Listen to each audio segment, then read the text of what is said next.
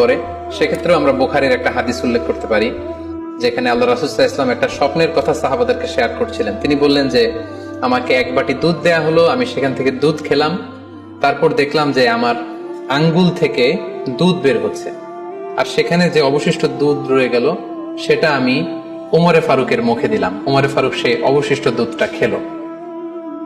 এই স্বপ্নের কথা শুনে সাহাবারা বললেন, মা আউয়ালতা বিহি ইয়া রাসূলুল্লাহ, হে আল্লাহর রাসূল, এটা দিয়ে আপনি কি ব্যাখ্যা করলেন?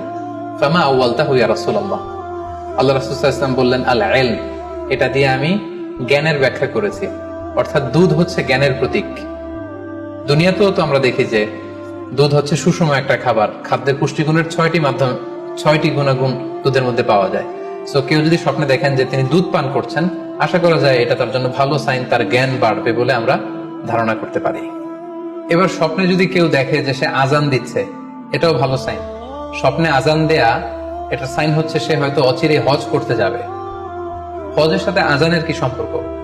এর কারণ হচ্ছে সূরা হজ্জে আল্লাহ তাআলা সাইয়েদনা ইব্রাহিম আলাইহিস সালামকে যখন বলেছিলেন যে তুমি হজ শুরু করো, তখন তিনি বলেছিলেন, ইব্রাহিম তুমি আজান দাও, ওয়াআযিন ফিন নাসি বিল হজ ইয়াতুকা রিজালা ওয়া আলা কুল্লি দামির ইয়াতিনা মিন কুল্লি ফাজ্জিন আমিক। অর্থাৎ হে ইব্রাহিম তুমি আজান দাও। ইব্রাহিম আলাইহিস সালাম বললেন, কোথায় আজান দিব? চারদিকে তো মরুভূমি। আল্লাহ তাআলা বললেন, ইব্রাহিম তুমি আজান দাও, এই আজানের আওয়াজ বা শব্দ পৃথিবীর সবার কানে আমি পৌঁছে দেব। তো সাইয়েদনা ইব্রাহিম আলাইহিস সালাম তখন হজের আজান দিলেন বা ঘোষণা দিলেন। আজান শব্দের অর্থ হচ্ছে অ্যানাউন্স, টু অ্যানাউন্স, মানে ঘোষণা দেয়া। সো আপনি যদি স্বপ্নে দেখেন যে আপনি আজান দিচ্ছেন বা কেউ আজান দিচ্ছে, তাহলে সে অচিরে হজ করবে বা হজ রিলেটেড কোন একটা ব্যাখ্যা হতে পারে।